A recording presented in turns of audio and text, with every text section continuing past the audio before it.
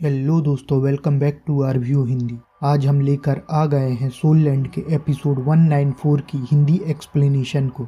मुझे फीवर होने की वजह से हम पिछले 4-5 दिनों में एक भी वीडियो अपलोड नहीं कर पाए थे। उम्मीद है आने वाले 1 या 2 दिन में हम पूरी तरह से रिकवर हो जाएंगे। तो चलिए देर ना करते हुए वीडियो शुरू करते हैं। सोल लैंड का एपिसोड 194 शुरू होता है और हम देखते हैं सभी दोस्तों को जो मरमेड टावर के पास खड़े हुए हैं। अगले ही सीन में जूजू क्वीन और रोंग रोंग सभी दोस्तों से कुछ आगे की ओर दिखाई देती है। तभी एकदम से सी गर्ल ग्रैंड मास्टर सामने आकर अपनी बचकानी हरकतों के साथ जूजू क्वीन से पूछ रही होती है, क्या तुम मुझे यहाँ चैलेंज करने आए हो? कहने के साथ जूजू क्वीन और रोंग रोंग के चारों ओर चक्कर लगा लेती हैं।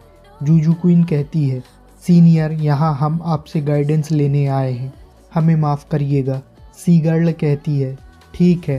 पीछे से तांगसन की आवाज़ आती है, यह तो बहुत अधिक यंग दिख रही हैं। यह सुनते ही सी गर्ल कहती हैं, बुरा फील मत करो, मैं इंसान नहीं हूँ लेकिन मरमेड ट्राइब से हूँ और हमारी ट्राइब की वुमन कभी भी ओल्ड नहीं होती हैं। इतना सुनते ही तांगसन कहता है, माइंड रीडिंग स्किल। मास्टर कहती हैं, वाओ, तुम मेरी स्किल को नोटिस कर सकते हो, तुम तो बहुत स्ट्रांग हो, लेकिन जो भी हो मैं तुम्हारा माइंड रीड क्यों नहीं कर पा रही हूँ। कहते हुए एक क्यूट सा चेहरा बनाते हुए सोचने की कोशिश करती हैं और कहती हैं, समझ गई, तुम वह इंसान हो जिसे 9 ट्रायल टेस्ट के लिए चुना गया है। तुम्हें सी गॉड की लाइट के द्वारा प्रोटेक्ट किया गया है। कोई बड़ी बात नहीं यदि मैं तुम्हारा माइंड रीड नहीं कर पाई। तांगसन सोचता है, क्योंकि वह माइंड रीड कर सकती हैं इसलिए मैं जूजू क्वीन को कोई बार स्ट्रेटजी नहीं दे सकता हूँ। मास्टर कहती हैं, तुम लोग बहुत बुरे हो, मुझसे एक के बाद एक करके लड़ना चाहते हो क्या? तुम्हारे पास दिल नहीं है? अपनी बचकानी हरकतों के साथ बबल बनाकर रोंग रोंग और जूजू क्वीन की तरफ फेंकती हैं, जिससे रोंग रोंग हंसने लगती है। तब जूजू क्वीन कहती है, यह हमारा टेस्ट है और इसका हमारे दिल से कोई संबंध नहीं है, तो हम शुरू करते हैं। और जूजू क्वीन इतना कहने के साथ अटैकिंग पोस्चर में आ जाती है। मास्टर कहती है, सिस्टर, तुम बहुत खूबसूरत हो, मैंने पहली बार खुद के समान किसी को खूबसूरत देखा है। जूजू क्वीन कहती है, सीनियर, क्या मैं आपकी एज जान सकती हूँ? इतना सुनते ही मास्टर अपनी उंगलियों से गिनती गिनना शुरू कर देती हैं, 1 2 3, और अपनी पूरी उंगली और टेंटिकल से गिनती खत्म करते हुए 96 या 97 तक पहुंच जाती हैं। फिर कहती हैं, मुझे याद नहीं है, और मायूस सा चेहरा बनाकर जूजू क्वीन के पास पहुंचती हैं। कहती हैं, तुम्हें गुस्सा क्यों आ रहा है? अब आए भी क्यों ना। मास्टर 97 ईयर और जूजू क्वीन और रोंग रोंग 20 और 25 ईयर की होंगी। तब मास्टर कहती हैं, मैंने तुम्हें ओल्ड नहीं कहा है, मरमेड की लाइफ स्पैन ह्यूमन से 5 टाइम ज़्यादा होती है। और फिर से वो गिनती गिनना शुरू कर देती हैं, जिससे रोंग रोंग हंसने लगती है और कहती है, क्या 20 का नहीं होना चाहिए? मास्टर रोंग रोंग के पास आती हुई कहती हैं, सिस्टर, तुम तो बहुत स्मार्ट हो। कहते हुए कुछ ढूंढने लगती हैं, कहाँ है कहती हुई टावर के आसपास यहाँ वहाँ फुदकने लगती हैं और फाइनली अपनी फ्लूट को ढूंढ लेती हैं। यहाँ अभी तक एक फनी एक्ट चल रहा होता है। मास्टर आगे कहती हैं, चलो एक दूसरे पर अटैक नहीं करते हैं, ठीक है, मैं तुम्हारे लिए एक सॉन्ग प्ले करती हूँ, उसे सुनने के बाद टेस्ट पास हो जाएगा। कहते हुए अपनी सोल रिंग को एक्टिव कर लेती हैं। तांगसन चिल्लाते हुए कहता है, उन्हें ऐसा मत करने दो। रोंग रोंग समझते हुए जल्दी से जियोबाओ सपोर्ट को एक्टिव करने लगती है। जूजू क्वीन भी डार्क स्पिरिट फॉर्म को एक्टिव करते हुए मास्टर पर अटैक करती है। मास्टर उन्हें ईविल कहती हैं। जूजू क्वीन के अटैक करते हुए हाथ को पकड़कर घुमाते हुए दूर फेंक देती हैं। जूजू क्वीन फिर से हमला करती है।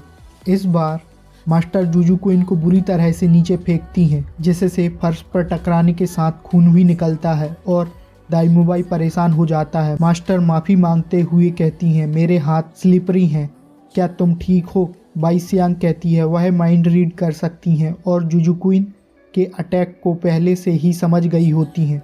और मास्टर कहती हैं, मेरी फ्लूट से एक धुन सुनो। जूजू क्वीन कहती है, हमें नहीं फंसना है, और 5th सोल स्किल को एक्टिव करती है, लेकिन मास्टर उसके हर एक अटैक से आसानी से बच जाती हैं।